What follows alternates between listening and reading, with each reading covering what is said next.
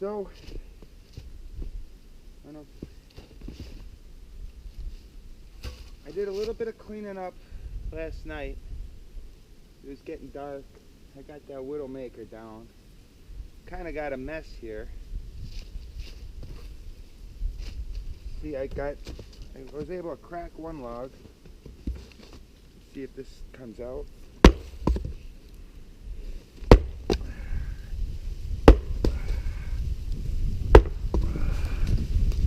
It's a tough log right here. Oh. It's cracking.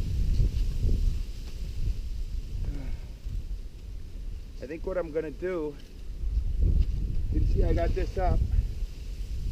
We're gonna put the jig on that, see if we can pull some flitches off of that. Those are 3-inch slabs. And what I'm gonna do is I'm gonna clean up a little bit. I don't think I'm gonna tape that. And then I'm gonna go ahead and cut a couple rounds off of there. I need to show the blaze. Basically this tree, I haven't counted the rings yet, but I'll get around to it soon enough. I'm gonna guess that this tree is approximately 100 years old. Yeah, 100, I'll give it. 90, 100. I'll shy on the short side of 100. And around that time, this was completely logged off. There wasn't a tree standing on any of these hills. So you say, well, why is this tree here? Well, if you're to prune a tree when it was growing up, what they did, they had a tree that was growing up, and to make a blaze, they took off all the branches except for one, pointing in the direction that they wanted it to indicate. Now next year this will grow fatter, and eventually this will start growing up. This could be exaggerated like this with a piece of string. We could tie it down with a weight, or every time you go by it you just bend it a little bit and make it point more in a direction. Or you could put a piece of string on it and have it so that you're saying that way over there. And as the tree grows, every year it'll try to grow up. You snip it, and keep on making the one branch point that way, the direction you want it to point.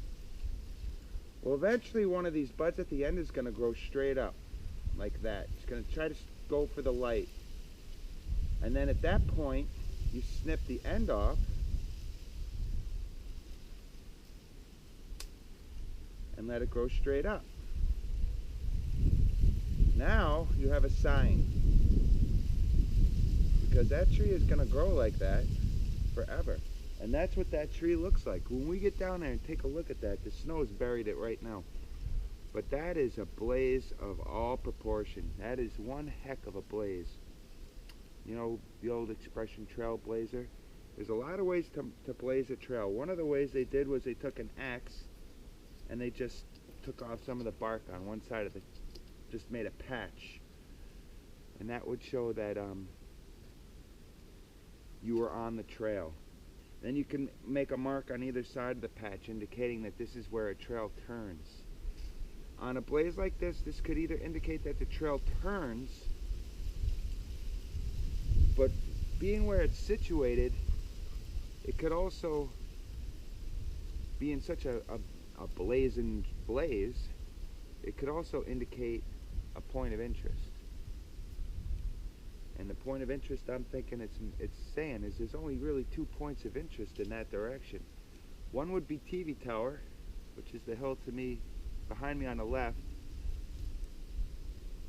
which you can see in the other frames, when I had the camera further back. And the other is the fact that there's a saddle right behind me on that ridge, and you drop right down from that saddle and you're right on the river. Either way, that tree very unlikely didn't grow that way on its own.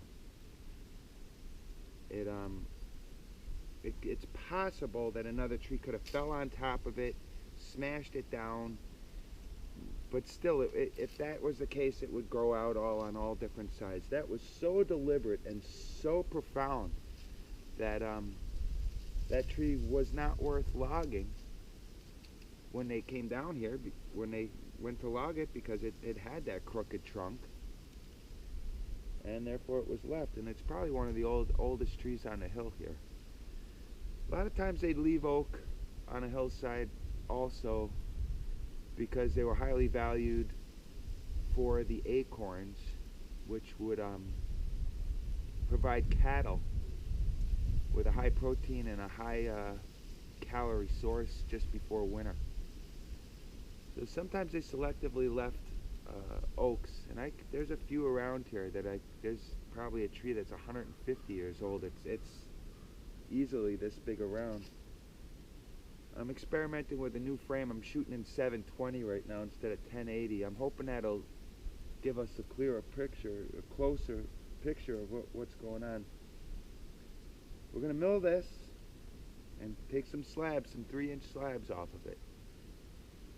And it's got all these knots, so it's going to have all kinds of figure in it. We're down to about a 16-inch diameter. That's a pretty good diameter, but in that short span, you'll see a diagonal there when we get onto that it fattens up quite a bit, because there was another branch that joined into it that no longer is there. But it's going to jump to about a 20, 21, maybe even 24-inch diameter, which is a lot of diameter for a tree around here, being that everything got so people are on their 3rd and 4th logging. And like I said, this was completely logged off. With the trees you see behind me now, I'm guessing are 30, 40 years old, because this was probably tilled up until the mid-70s. This area I'm sitting on right now. But it was too far back, and it too hard to get to. It wasn't worth it. Probably poor soil, or got washed out. Like everything around here got washed out to one extent or the other, depending on who had it. So like I said, I'm going to do a little bit of cleanup, gather some wood, get some wood tossed over the fence. My battery's almost, I forgot to charge the battery. The battery's almost gone. And then we'll cut some logs and try cracking them. And I guess the next thing to do is bring that jig up here and slice some pieces off of that. I got to show you the blaze itself, and we'll decide whether or not we'll decide whether or not we're going to use that bottom for firewood or for cut some boards out of it, because it might be junk. Where the blaze was, of course, invited deterioration, and that's why the tree failed. We'll get down there in a little bit. But I just wanted to let you know how things are going. And hopefully on YouTube I can splice this together and make something decent out of it. Ow! My hip's out. Bad seating. Ow! Oh, there we go. Ah! It's all better. Alright, let me get some of this wood tossed over there, and then we'll